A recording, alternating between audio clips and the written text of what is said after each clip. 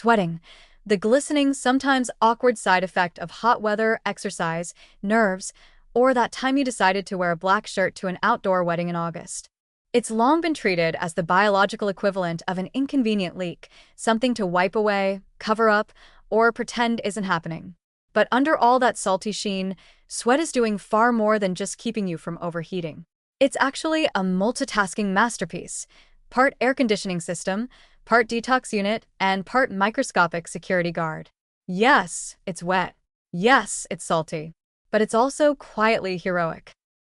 Let's start with the obvious. Sweat is your body's built-in cooling system. When your internal temperature starts to rise, whether from a jog, a fever, or just the audacity of being alive in summer, your brain's thermostat, the hypothalamus, tells your sweat glands to get to work. These glands, especially the eccrine ones, start pumping out a watery solution onto your skin. As the sweat evaporates, it pulls heat away from the body, helping lower your core temperature. It's physics, baby, and it works. Without this evaporative superpower, humans would overheat dangerously fast. So the next time you're dripping after a workout, remember, you're not melting. You're cooling down like a well-oiled biological machine. But sweat doesn't stop there. While its primary job is thermoregulation, it moonlights as a subtle detoxification tool. Contrary to myths that claim sweating is the body's main way of flushing out toxins, spoiler, your liver and kidneys are the real MVPs there.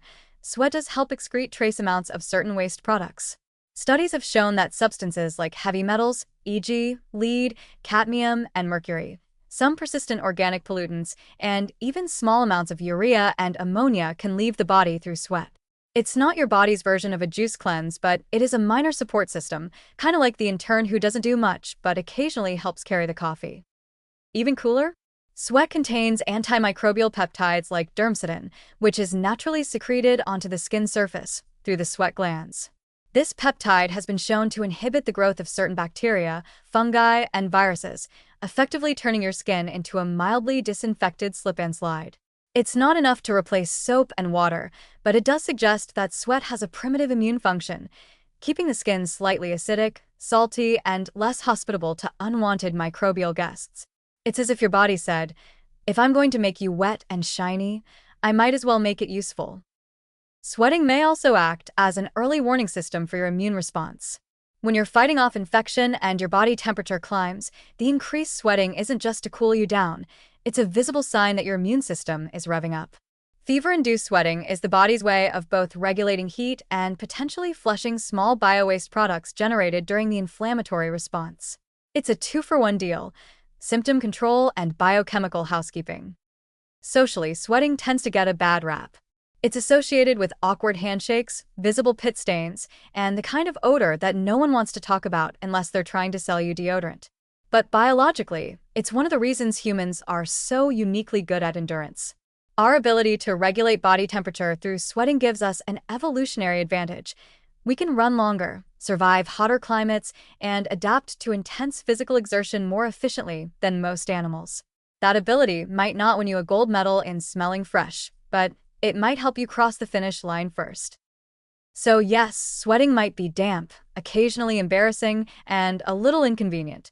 But it's also a brilliant blend of cooling tech, chemical excretion, immune support, and evolutionary genius. The next time you feel a bead of sweat slide down your back, try not to groan. That's not just moisture. That's your body regulating heat, pushing out trace toxins, defending your skin, and performing an ancient, highly evolved function, all without you having to lift a finger. In short, sweating isn't just what happens when things heat up. It's your body stepping in with a full-service survival package. So wear the stains with pride. You're not gross.